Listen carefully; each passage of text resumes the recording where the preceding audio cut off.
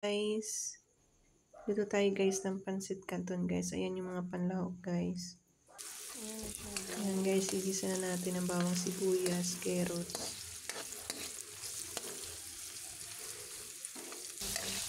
Ayan guys, yung chicken. Pinakulo natin. Lagyan din natin guys ang paminta.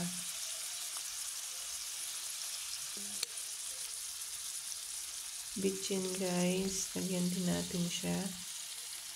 Yan, toyo para magkaroon ng lasa.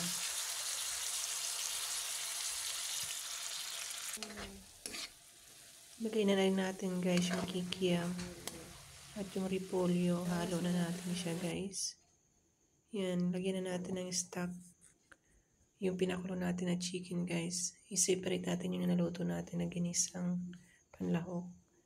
Pag kumulo na siya guys, lalagay na natin yung pansit canton.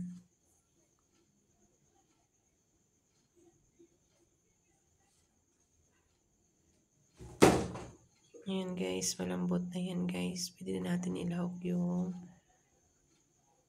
mga panlahok. Ilalagay natin na siya guys. Sasawag na natin siya.